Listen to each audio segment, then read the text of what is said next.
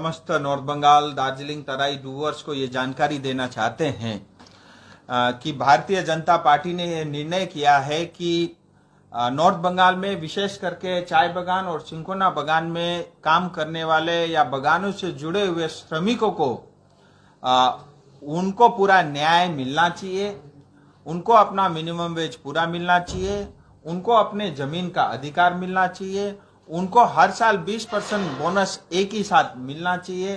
Parotta system से लेकर के अन्य जो दिक्कतें हैं उनका समाधान होना चाहिए। एक्स्ट्रा लीव के लिए एक्स्ट्रा पैसा उनको मिलना चाहिए और उनको ईएसआई के माध्यम से जो है अस्पताल की व्यवस्था हो और जो है जमीन मिनिमम वेज से लेकर के बोनस से लेकर के पीएफ से लेकर के उनकी सुविधा और उनकी सोशल सिक्योरिटी और उनका रिटायरमेंट के समय में उनको अच्छा राशि मिले। इन सब विषयों को लेकर के भारतीय जनता पार्टी ने निर्णय किया है कि हम लोग अपना बीजेपी के ट्रेड यूनियन सेल के माध्यम से उन श्रमिकों को न्याय मिले, इसके लिए काम करेंगे।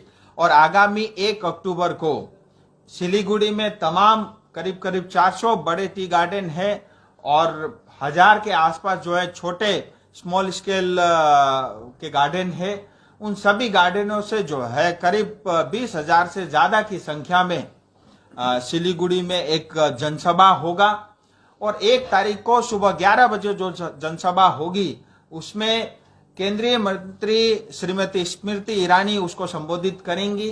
साथ ही जो है भारतीय जनता पार्टी के प्रदेश अध्यक्ष सुकांतो मजूमदार जी रहेंगे, हम सबके नेता एलओपी आदरणीय शुभेंदु अधिकारी जी रहेंगे और भारतीय जनता पार्टी पश्चिम बंगाल के जो हमारे प्रभारी है मंगल पांडे जी, सह प्रभारी अमित मालवीय जी और तमाम हमारे नेतृत्व और नॉर्थ बंगाल के हमारे मंत्री और हमारे सांसद, हमारे विधायक और इन जिलों के जिला अध्यक्ष भी इस कार्यक्रम में उपस्थित रहेंगे। ये बड़ा भव्य कार्यक्रम होगा, लेकिन मेरा ये मानना है कि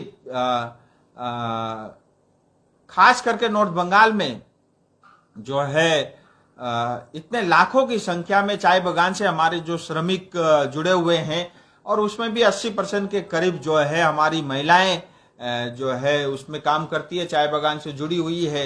उनके साथ इतने साल तक जो अन्याय हुआ, सीपीएम के समय 35 साल उनका शोषण हुआ और पिछले 13-14 साल से ममता दीदी के शासन में जो उनका शोषण हो रहा है यह समाप्त होना चाहिए।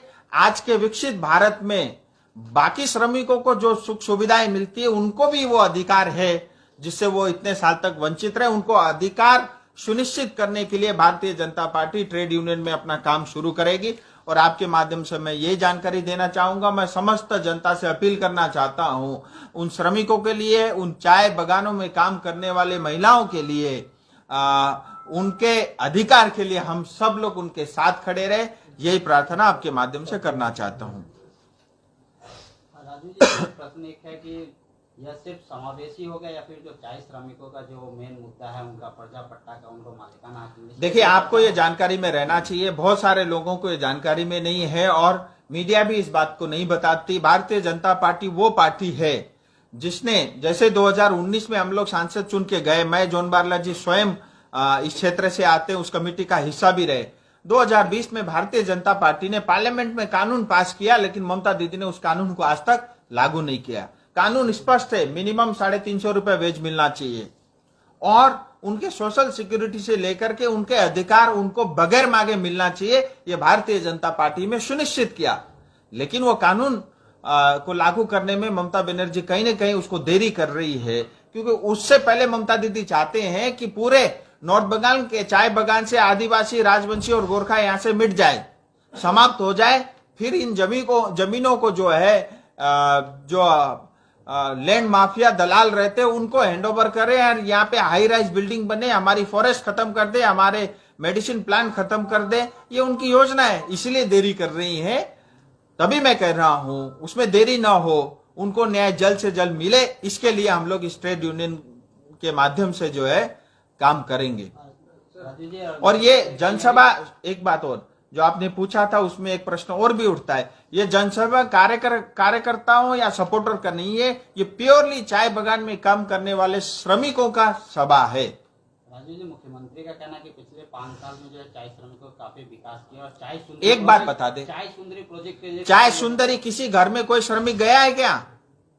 कितना बड़ा घर दिया है, किस क्वालिटी का घर दिया है? आपने सिर्फ जो है, जो भी ममता दीदी के वादे वो सिर्फ कागज में है, धरातल में नहीं है। आप चाय सुंदरी की बात करते हो, डूवर्स और तराई की चाय श्रमिकों के साथ जो आप अपराध कर रही हो, आज जिस घर में रह रहे हैं उस घर का भी 5 डेसिमल नहीं, जंगल में आप जो है 5 डेसिमल दे करके आज जिस घर में रहते हो वो घर का अधिकार भी आप उनको नहीं दे रहे हो।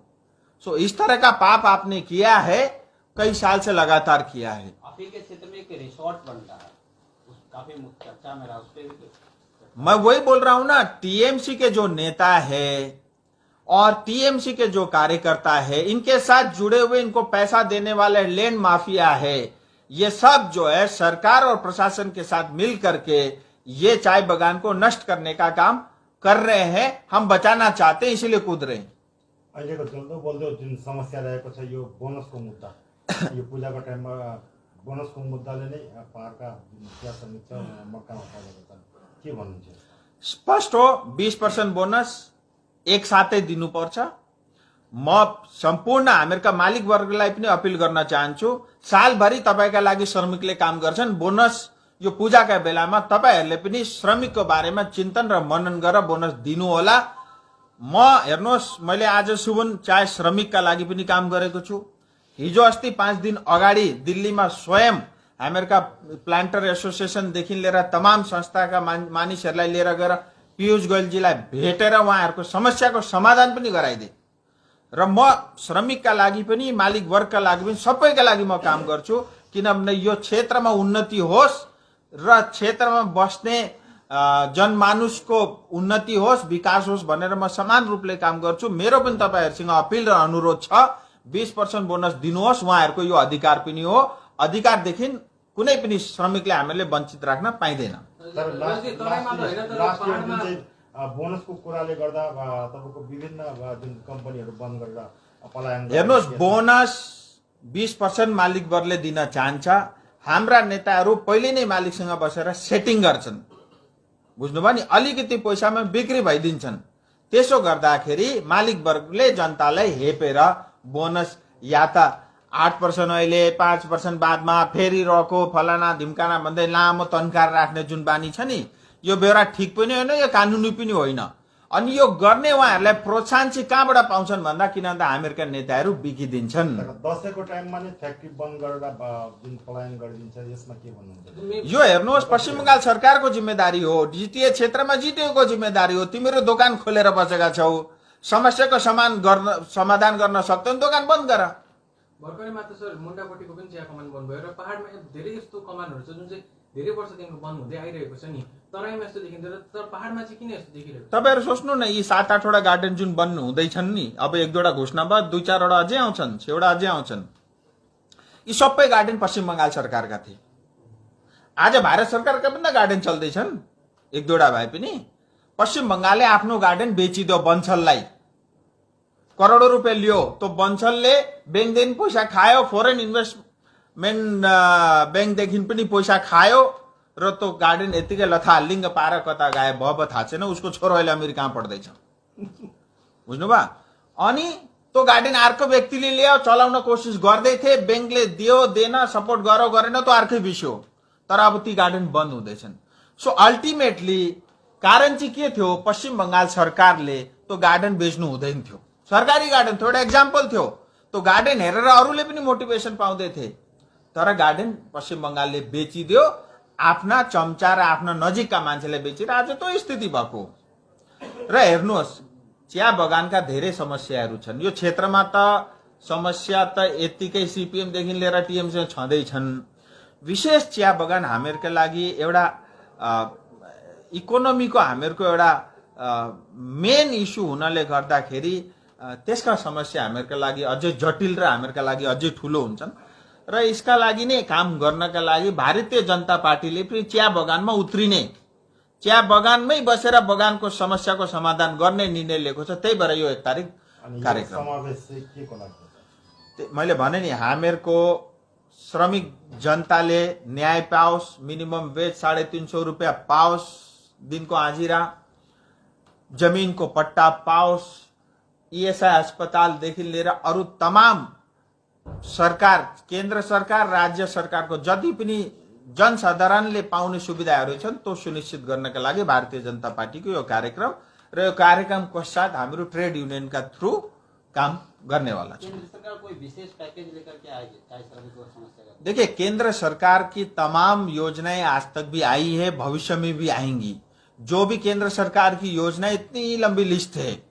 अभी विश्वकर्मा डे में मोदी जी ने लॉन्च किया ना, 18 अलग अलग वर्गों को इतने हजारों काम, कल ही 51,000 जो है वो जॉब भी बांटे हैं। जो फिर तो देखिए कर रहे, लेकिन क्या है, चाय बगान में सिस्टम खत्म कर दिया, ध्वस्त कर दिया। इसकी वजह से सरकार की जो योजना जिस सरलता के साथ पहुंचनी चाहिए थी उसमें भी कठिनाई है।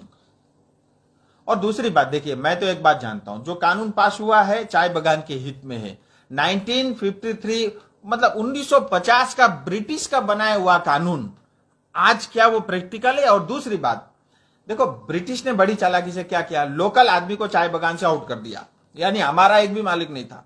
और जो आज प्लांटेशन लेबर एक्ट है, इवन टी बोर्ड के जितने भी एक्ट है, वो सब क्या है, ब्रिटिश ने अपनी सुविधा के लिए बनाए हुए कानून है और उसी कानून के डरे पे आज भी चल रहे। मैंने तो अभी भी कहा मंत्री जी से, ये सब कानून रद्द होने चाहिए, नए भारत की नई आवश्यकता के हिसाब से जो है चाय बगान में कानून आने चाहिए। सो ये बीमारी है जो इतने सालों से चली आ रही है, ये जल्द से जल्द समाप्त हो, ऐसी हमारी मांग है।